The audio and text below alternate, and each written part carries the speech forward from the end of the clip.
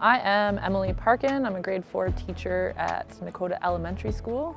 We're here today to talk about NES Wild, which is a program that organically started this year with myself and my grade 4 counterpart, Amy Sagan. Really just inspired by COVID and the challenges that our students have faced during that time, and wanting to connect back to the land and with each other, and doing that in a safe way.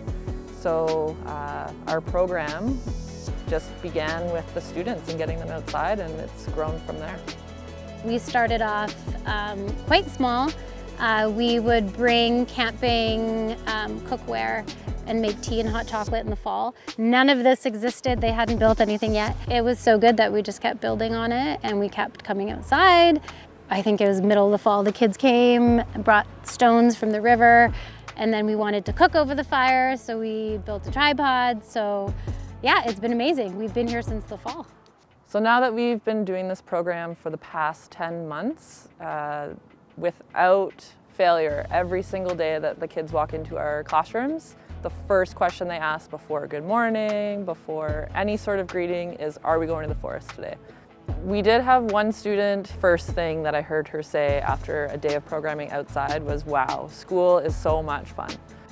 If you watch how kids are indoors compared to being outside, you'll see a big difference. Recently we just witnessed the kids dancing in a way like they wouldn't normally do inside. And these are kids that are normally shy. They're really shy, and when they're outside, they're just completely different. It's like being outside breathes a different life into them. They are excited about learning. They don't even realize some of the things we're doing are related to math or science or LA. And when we talk about that, they're quite surprised, because I don't think they've been exposed to this before. So yeah, it's great because they come every day and they look forward to coming outside, and they built leadership roles as well. So they feel proud when other classes come out and they can lead them too.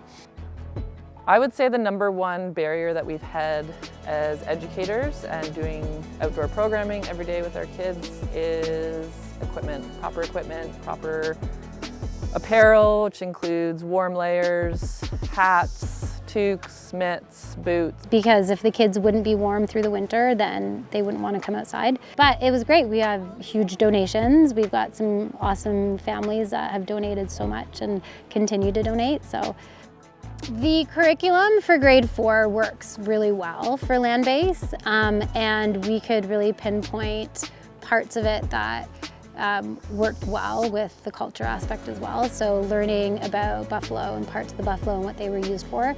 So in the winter, we had something that resembled hide, and the kids talked about different parts of the buffalo, and then Megan would tell them stories and legends about buffalo.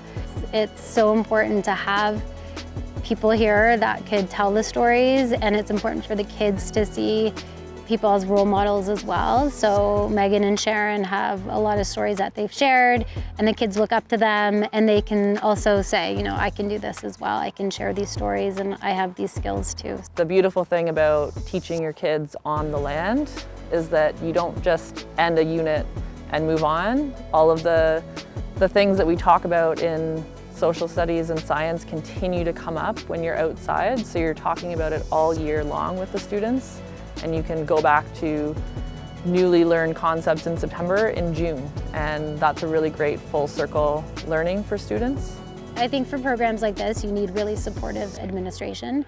Speaking with other teachers that would love to do things like this, sometimes it's hard and there's a lot of hoops they have to jump through, so we're really lucky. Well, for me, and I think for the school with the Wild program, the support was easy. We had some champion teachers for sure who took the initiative, who already had the background of, you know, the benefits of land-based learning. So once they took the lead, we just made sure as administration that we supported them, and then it just turned into this really big thing that we're so amazing, you know, amazed to have and thankful to have for our children, because they love it.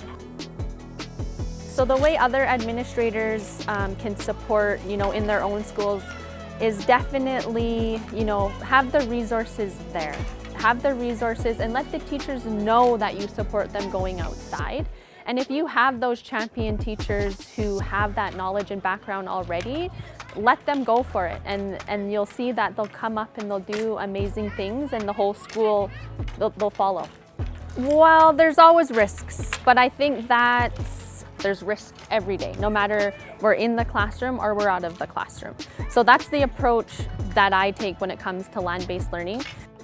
So if you're getting started or looking to build upon your current programming, I would really suggest asking any colleague, any administration for support, resources that way. Just see what's within your school budget currently. Outside of that, any type of networking you can do, which is great to attend these PDs that Take Me Outside offers, and your teaching association may even offer, and have a hub for outdoor resources. And asking your community. Don't be afraid to ask where you live, your community. There's lots of great resources out there. It usually just comes down to asking the right people. Amy and I were also lucky enough to find a grant to apply for to get resources, but usually it's just getting started somehow. So start with what you have around your own school and go from there.